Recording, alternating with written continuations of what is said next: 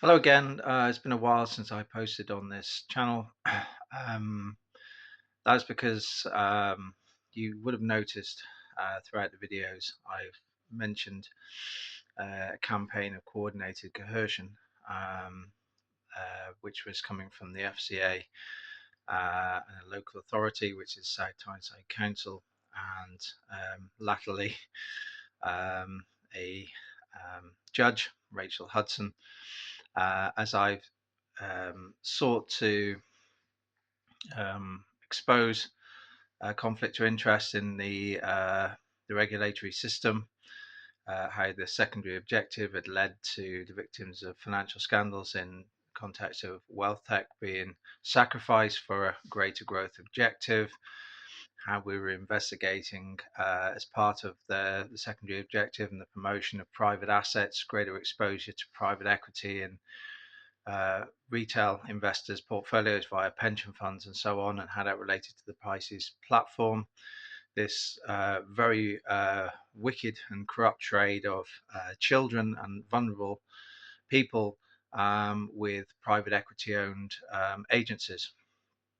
Um, Mostly we're focused on uh, foster care agencies that have been hoovered up by private equity as they seek to lock into long-term cash flows from children who are rammed into long-term care orders, often at the detriment of the family, demonizing their families, destroying the emotional attachment of children to their families, and so on, to facilitate this dreadful trade. Um, I was subject to UK police state terror on the 19th of November of this year. This involved Northumbria Police forcing their way into my property, in their eyes, seizing my assets. This include work devices, my wife's computer, still haven't been returned, on the mendacious pretext that I'd committed acts of vandalism against Rachel Hudson. Um, this included, they alleged, spray painting her car 9 and 10 months prior to the police state terror. In the interview, it was put to me that I reacted poorly to an email received from the family court concerning the conduct of Rachel Hudson.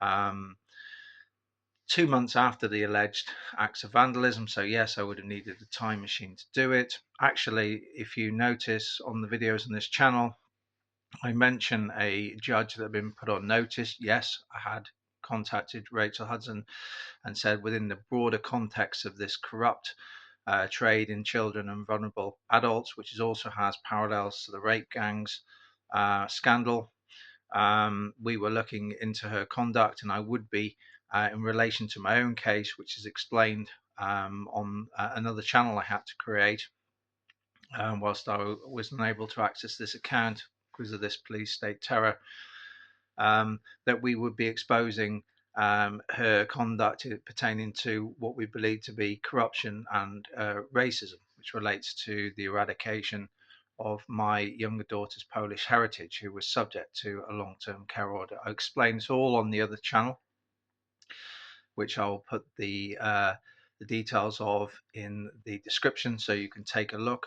It explains why I had to, I took the decision to write to Southwark Crown Court and explain this coordinated coercion I'd experienced from the FCA right way through to the local authority and the, uh, the judge Rachel Hudson, why they were using a pretext of vandalism, where, if you've watched these videos and you've read the book Lost the Races, I've always been very, very clear in, whilst I have views on things like Gaza and so on and so forth, that can never, frustrations of lack of action in what I consider to be genocide and displacement, could never be used to justify acts of violence and to harass Jewish people and so on and so forth. I've always been very clear about that. So you can see how ridiculous these allegations are.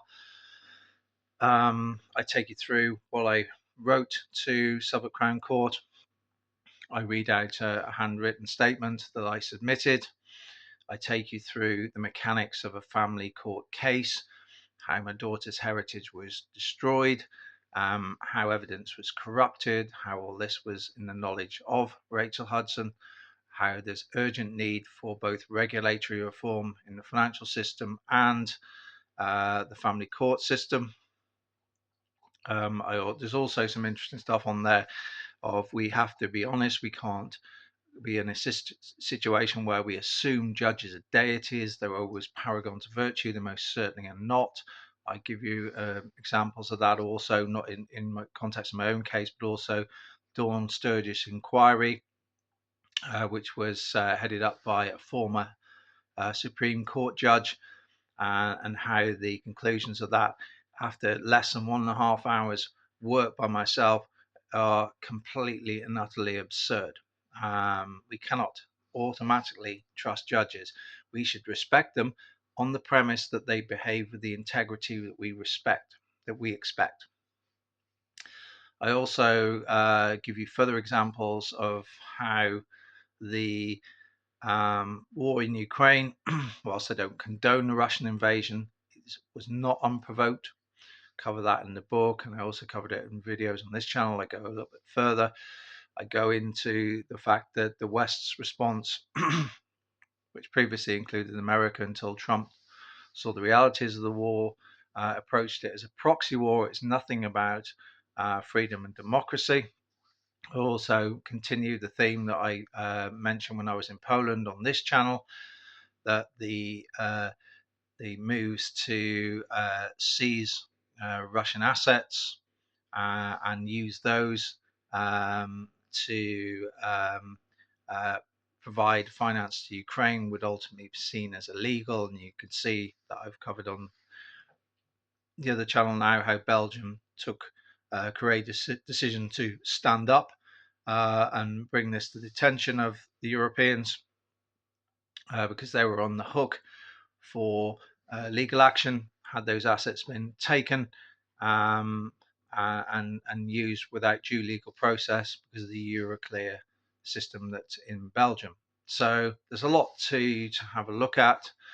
I'll close by saying I will never give in to UK police state terror. Unfortunately, we see more and more of it as the police are tasked with terrorizing people based on speech and thought rather than violent crime, shoplifting, illegal motorbikes, phone thefts, and so on and so forth.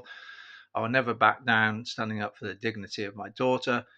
I will never back down fighting against racism. I'll never back down fighting against corruption. And I will never change my views that the FCA have disingenuously communicated with the public over the wealth tech scandal.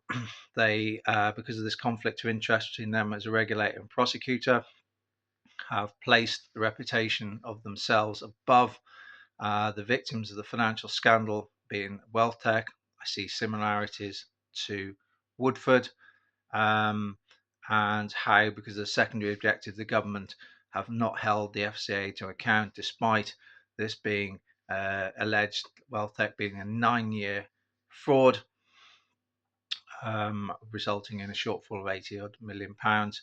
They don't want you to know about the extent of the catastrophic failings of the FCA.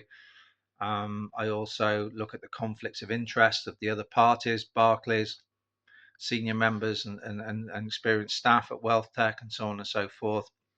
How the FCA's narrative that I didn't cooperate is completely false. How I provided 3 other witnesses to them that even a child would have found had they conducted the investigation. A competent, intelligent child would have found these people, and there's so much more. So if you're interested, do take a look. My wife and I were subject to tremendously traumatic experience. I was dragged from my house, unable to even put on my shoes. My wife was terrified, left traumatic. I had to seek mental health support after it, all because I've exposed shortcomings in financial regulation, how the secondary objective has resulted in victims being sacrificed, and how this promotion of private assets under this secondary objective is hiding some terrible trades. Take care. Bye.